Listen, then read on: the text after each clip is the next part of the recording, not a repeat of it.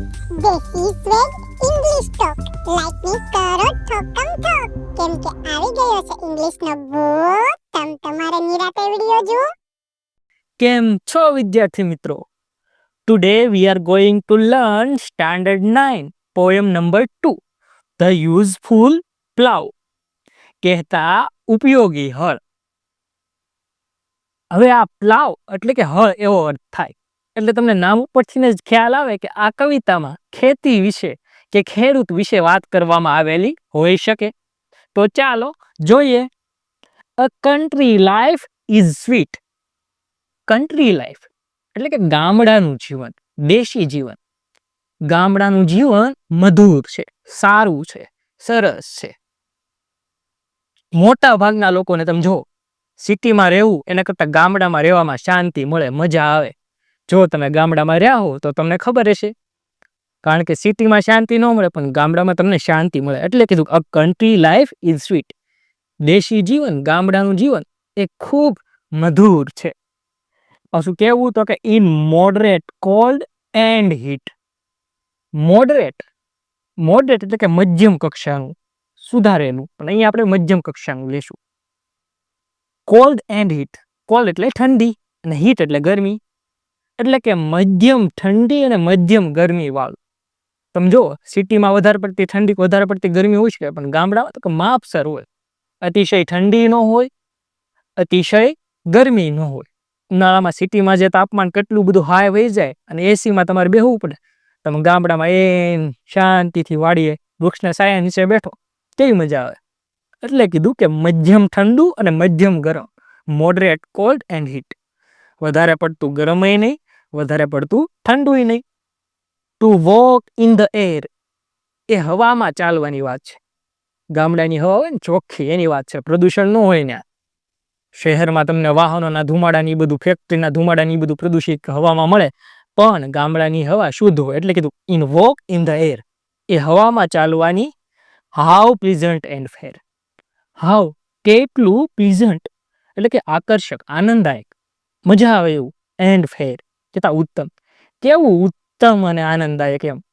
આ ગામડાની તમે ચોખ્ખી હવામાં ચાલો તો કેવી મજા આવે. એટલે કીધું કેવું ઉત્તમ અને આનંદદાયક. In every field of wheat. ઘઉંના દરેક ખેતરમાં. તમે જો ગામડાના મોટા ભાગના લોકો ખેતી કરતા હોય, એટલે કીધું. જો તમે ચિત્રમાં જોઈ શકો, ઘઉંનું એક ખેતર છે, એમાં ગ્રામ્ય લોકો છે. એટલે આખા સ્ટાન્જામાં આપણને કીધું કે ગામડાનું જીવન ખૂબ સ્વીટ, મધુર છે. ત્યાં મધ્યમ કક્ષાની ઠંડી અને ગરમી હોય છે, અને ત્યાંની જે શુદ્ધ હવા છે એમાં ચાલવામાં અત્યંત ઉત્તમ કક્ષાનો આનંદ મળે છે. અને દરેક ખેતરમાં, ઘઉંના દરેક ખેતરમાં તમે ચાલો તો ત્યાંની હવા શુદ્ધ હોય અને ત્યાં તમને આનંદ મળે, શાંતિ મળે, એવું કીધેલું છે. આગળ જોઈએ જો બીજા સ્ટાન્જામાં. The fairest of flowers adorning the bowers. The fairest એટલે કે સૌથી શ્રેષ્ઠ, સૌથી સારા, સૌથી સારા, સૌથી શ્રેષ્ઠ ફૂલો શું કરી રહ્યા છે તો કે એડોર્નિંગ. એડોર્નિંગ એટલે કે શણગારી રહ્યા છે, શોભા વધારી રહ્યા છે. શેની તો કે ધ બાવર્સ. બાવર્સ કહેતા આપણે વૃક્ષની નીચે જે છાયાવાળી જગ્યા હોય જ્યાં બેસી શકીએ એની વાત છે. જો તમે ચિત્રમાં જોઈ શકો વૃક્ષની નીચે છાયો છે, નીચે કેવા મસ્ત સરસ મજાના ફૂલો છે. એટલે કીધું કે શ્રેષ્ઠ કક્ષાના સારામાં સારા ફૂલો આ વૃક્ષની જે છાંયડાઓ છે, છાયાવાળું સ્થળ છે, એની શોભા વધારી રહ્યા છે. And every મેડોઝ bro.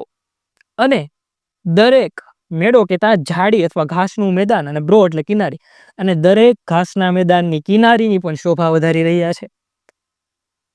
તમે ગામડે જાઓ અને ખેતરની વાડ જુઓ, તમને ખ્યાલ આવે કે વાડે કેવા સરસ મજાના ફૂલો હોય. એટલે કીધું કે આ સરસ મજાના શ્રેષ્ઠ કક્ષાના ફૂલો વૃક્ષના ચાયડાની નીચે જે બેઠવાની જગ્યા હોય એની, અને ઘાસના મેદાનની જે શેડો હોય, શેઢો જે કિનારી હોય એની સરસ મજાની શોભા વધારી રહ્યા છે. સો ધેટ આઈ છે એટલે હું કહું છું. હું એટલે કોણ? કવિ.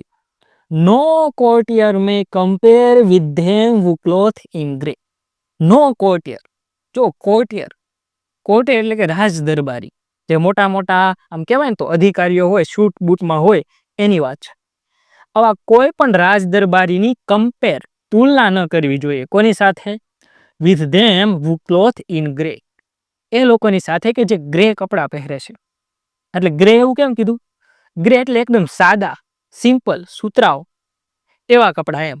અને ઘણી વાર તમે ગામડામાં આપણા દાદા કોક હોય ખેતી કરતા હોય એને તમે જોવો તો આખો દિવસ ખેતી કરીને આવ્યા હોય ને તો એના કપડાનો આખો આમ રંગ કેવો ને તો મેલા જેવો થઈ ગયો હોય. સફેદ કપડાં પહેરતા હોય યુઝ્યુઅલી, અને આખો દિવસ કામ કર્યું એટલે ગ્રે જેવો મેલાશ પડતો ભૂરા જેવો રંગ થઈ ગયો હોય. એટલે કીધું, એટલે હું કહું છું કે આવા એક પણ રાજ દરબારીની તુલના આપણે આવા ગ્રે કપડાં પહેરતા, સાદા કપડાં પહેરતા ખેડૂતો સાથે ન કરવી જોઈએ. And follow the useful plough, કે જે આવા ગ્રે કપડાં પહેરે છે એને શું કરે છે? ધ ફોલો, અનુસરે છે. શેને? તો કે ધ યુઝફુલ પ્લાવ, ઉપયોગી હળને. એટલે કે ઉપયોગી હળનો પીછો કરે છે એમ, હળની પાછળ પાછળ ચાલે છે. જો જમણી બાજુ ચિત્ર આપેલું છે, હળ ચલાવે છે હાથથી અને પાછળ એ ભાઈ ચાલે છે ખેડૂત, એની વાત છે. એટલે આખા સ્ટાન્જામાં તમને ફરી વાર કહું કે ગામડામાં એટલે કન્ટ્રી લાઈફમાં તમને કહું ને તો શ્રેષ્ઠ કક્ષાના ફૂલો એ વૃક્ષોના છાંયડા અને ઘાસના મેદાનની જે કિનારીઓ હોય, શેઢા હોય એની શોભા વધારી રહ્યા હોય છે.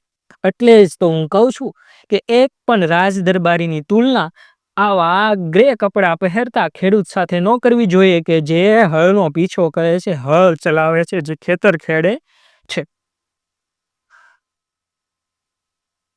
આટલી હતી આ સ્ટાન્જામાં આપણી વાત. હવે જોઈએ આગળનો સ્ટાન્જા શું કહે છે. They rise with the morning lark. They rise, rise કહેતા ઉઠવું, જાગવું. તેઓ જાગે છે ક્યારે? With the morning lark. હવે લાર્ક છે ને એક પ્રકારના પક્ષીનું નામ છે, પણ અહીંયા આપણે પક્ષીના અવાજના અર્થમાં રહીશું. સવારમાં વહેલી સવારમાં પક્ષીઓ જે કિલકિલાટ કરતા હોય, કલરવ કરતા હોય એની વાત છે.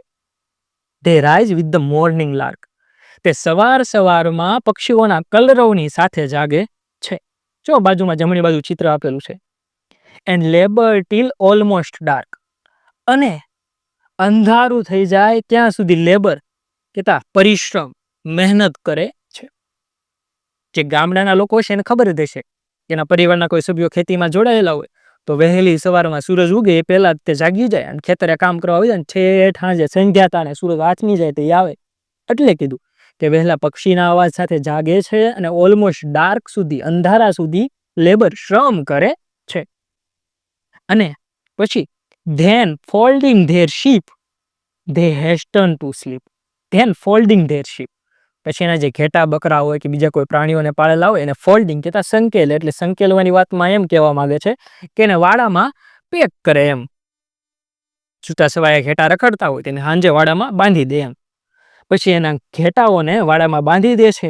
And they hasten to slip, અને પછી તે સુવા માટેની હેસ્ટન, ઉતાવળ કરે છે. સહજ વાત છે, સવારમાં વહેલા જાગ્યા એટલે રાતે વહેલા સુઈ જવાના. એટલે કીધું કે સુવા માટેની ઉતાવળ કરે છે. આખો દિવસ મહેનત કરી હોય, પરસેવો પાડ્યો એટલે થાકી ગયા હોય.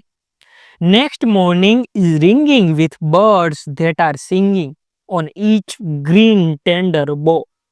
નેક્સ્ટ મોર્નિંગ, વળતી સવાર, રિંગિંગ વિથ બર્ડ્સ, પક્ષીઓના અવાજ સાથે, ધેટ આર સિંગિંગ કે જે ગાઈ રહ્યા છે, એમની આગલી સવાર પક્ષીઓના અવાજથી પડે છે.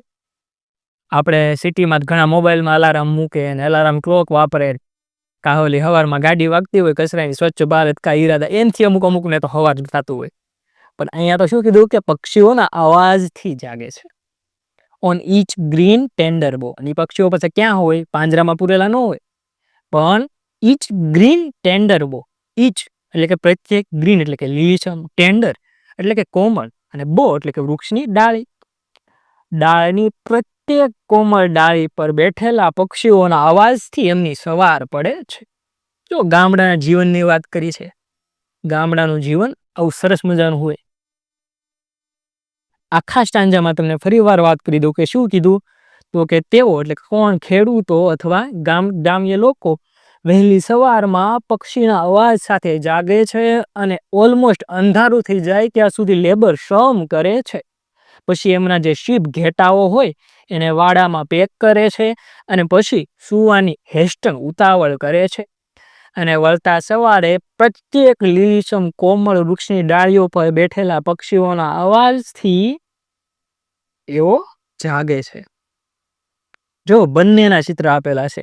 ડાબી બાજુ તમને આખો દિવસ મહેનત કરતા સંજાતાને એના જે ઘેટા છે એને વાડામાં પૂરતા અને સુવાની ઉતાવળ કરતું ચિત્ર આપેલું છે.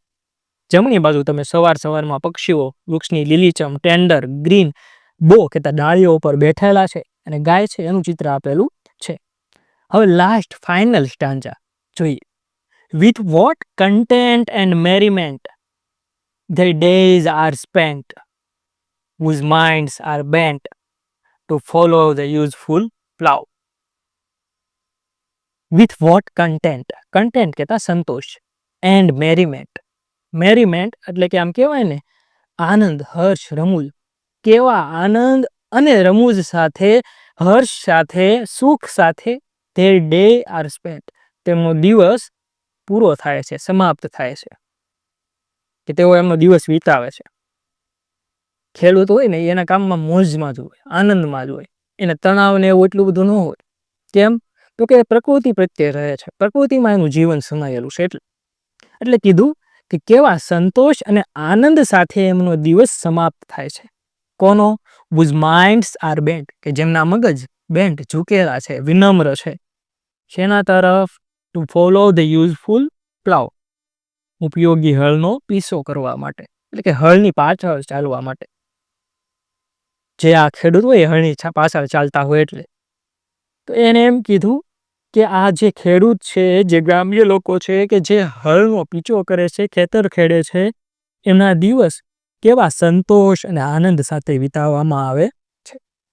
તો મિત્રો આ હતી આપણી સરસ મજાની નાની અમથી કવિતા કે જેમાં ગ્રામ્ય જીવનની વાત કરી. ખાસ કરીને જે ગામડાના લોકો છે એ તો આનાથી પરિચિત જ હશે, પણ જે શહેરી લોકો છે જેને ગામડું જોયું નથી અથવા ક્યારેક ગામડામાં જાય છે એમને આમાં નવાઈ લાગશે. પણ ખરેખર આ ટેકનોલોજી, આર્ટિફિશિયલ ઇન્ટેલિજન્સના વધતા જતા યુગમાં જે ગામડામાં શાંતિ મળે છે એ વસ્તુ અલગ જ છે.